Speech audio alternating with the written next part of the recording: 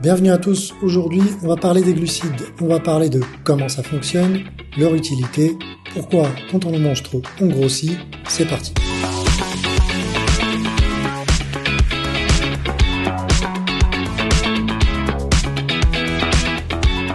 Que vous soyez sportif, diabétique ou simplement soucieux de votre santé, ça va déjà vous permettre de commencer à prendre conscience des effets des glucides sur la prise de poids. Alors on commence par la définition. Les glucides, c'est simplement une des 3 grandes familles de nutriments dont le corps a besoin pour fonctionner. Les autres, ce sont les protéines et les lipides, mais pour l'instant, on va rester uniquement sur les glucides. C'est un des carburants pour notre corps. C'est ce qui nous donne l'énergie pour bouger, penser, respirer, tout ça. Les glucides se trouvent dans plein d'aliments différents.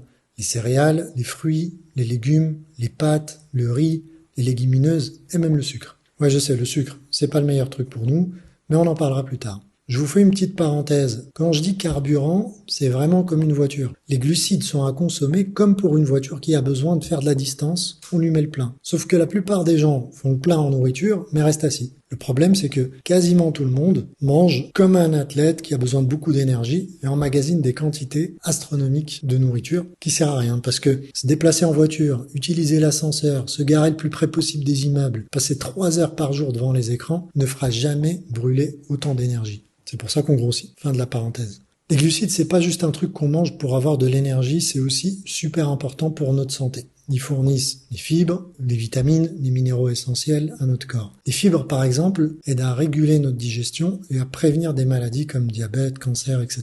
Les vitamines et les minéraux, quant à eux, sont indispensables pour plein de fonctions différentes dans notre corps. Donc, manger des aliments riches en glucides, c'est super important pour rester en bonne santé. Grosse précision, comme les vidéos pour les lipides et les protéines, c'est une entrée en matière pour que vous ayez les premières bases de connaissances. On parlera de la façon de gérer les glucides dans les autres vidéos pour ce qui concerne spécifiquement leur consommation, si c'est pour la perte de poids, la prise de masse ou alors le maintien. Donc pour l'instant, on va voir juste les bases pour une alimentation saine et équilibrée. Bon, c'est bien beau tout ça, mais comment les glucides fonctionnent exactement dans notre corps? Quand on mange des aliments riches en glucides, notre corps les transforme en glucose. Le glucose est ensuite absorbé par le sang et transporté jusqu'à nos cellules où il est utilisé comme source d'énergie. Mais attention, la totalité du glucose qu'on mange n'est pas utilisée tout de suite. Si on mange trop de glucides, notre corps va stocker le surplus sous forme de glycogène dans nos muscles et notre foie.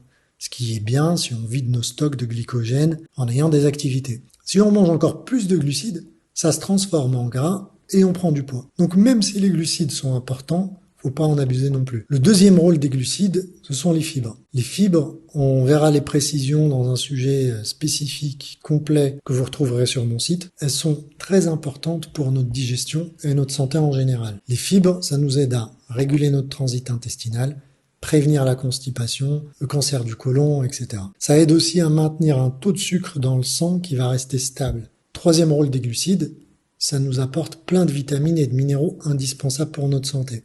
Par exemple, les fruits et les légumes sont riches en vitamine C, ce qui nous aide à lutter contre les infections. Les céréales complètes sont riches en fer, qui nous évite l'anémie. Les légumineuses sont riches en magnésium, ce qui nous aide à réguler notre système nerveux. Quatrième rôle des glucides, la satiété.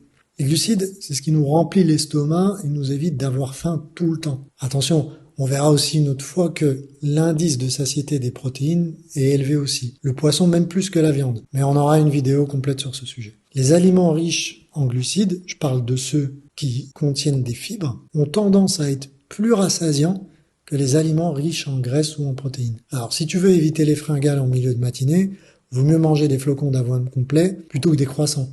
Cinquième rôle des glucides, la variété. Les glucides, ça se trouve dans plein d'aliments différents. Les fruits, les légumes, les céréales, légumineuses, produits laitiers. En mangeant une variété d'aliments riches en glucides, on s'assure d'avoir tous les nutriments dont on a besoin pour être en bonne santé. Mais attention aux indices glycémiques et leur importance. C'est là qu'on va voir que tous les glucides se valent pas. L'indice glycémique, c'est une sorte de mesure qui nous dit à quelle vitesse les aliments qui contiennent des glucides sont digérés, absorbés et augmentent le taux de sucre dans le sang. Les aliments avec IG élevé, comme les boissons sucrées, les sucreries, les biscuits, les gâteaux, les pains blancs, les pâtes blanches, le riz blanc, sont digérés à vitesse grand V et font grimper en flèche la glycémie. Et quand ça monte trop vite, le pancréas se met à sécréter de l'insuline en mode panique, une hormone qui permet aux cellules de capter le glucose présent dans le sang et de le stocker sous forme de glycogène. Mais un pic d'insuline trop élevé peut aussi causer une hypoglycémie réactionnelle, une chute brutale de la glycémie qui survient généralement 2-3 heures après un repas avec des aliments à indice glycémique élevé, avec des symptômes comme des vertiges, de la fatigue, des fringales, qui poussent à manger encore plus de glucides pour compenser.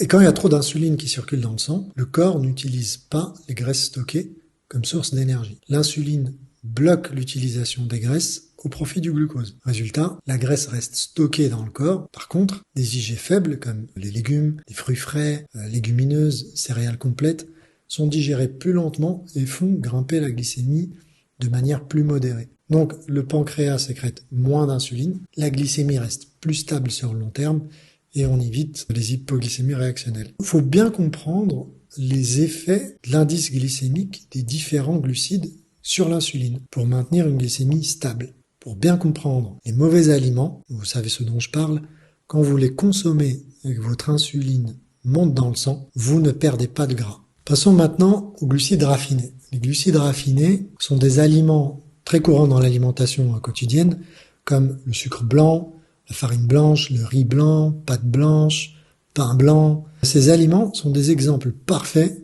de ce qu'il ne faut pas consommer en grande quantité. Ils peuvent être très mauvais pour notre santé. On commence par le sucre blanc.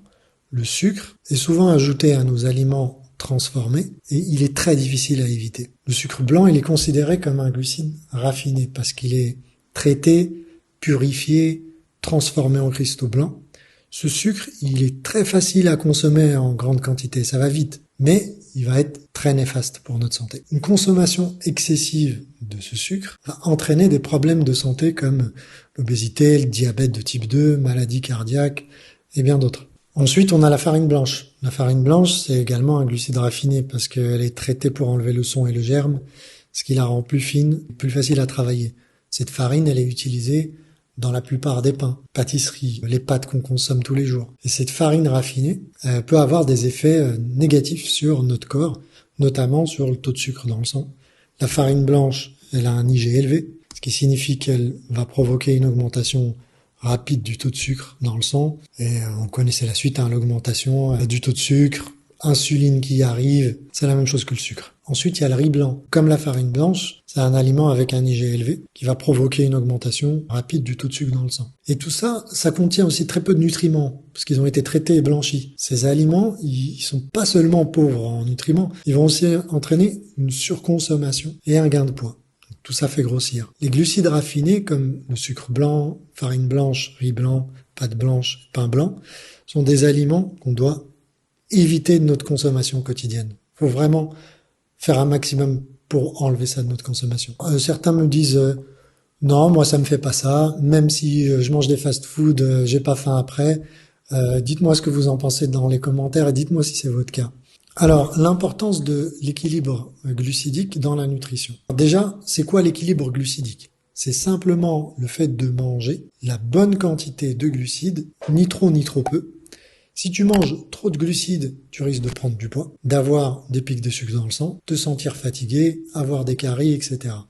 Si tu manges pas assez de glucides, tu risques d'être fatigué, de manquer d'énergie, de souffrir de carences en vitamines et minéraux. Pour trouver l'équilibre glucidique parfait pour toi, il faut prendre en compte plusieurs facteurs. Par exemple, ton âge, ton poids, le sexe, le niveau d'activité physique, ta santé et tes objectifs. Si tu fais du sport intensif, tu auras besoin de plus de glucides que si tu es sédentaire. Si tu es diabétique, tu devras faire attention à pas manger trop de glucides d'un coup. Si tu veux perdre du poids, tu devrais peut-être réduire ta consommation de glucides. Alors, petite parenthèse, je vais pas vous parler des recommandations en termes de quantité pour l'instant. Comme je l'ai dit au début, on est d'abord en train d'apprendre les connaissances générales sur les glucides. On y reviendra dans le détail puisque tout dépend de votre situation. Si vous êtes en période de perte de graisse ou alors prise de masse ou alors en maintien, la consommation sera pas la même. Attention aux glucides parce qu'ils se valent pas tous. Il y a les bons, il y a les mauvais. Les bons, c'est ceux qu'on trouve dans les fruits, légumes, céréales complètes, légumineuses. Ce sont des glucides complexes qui sont digérés lentement par notre corps.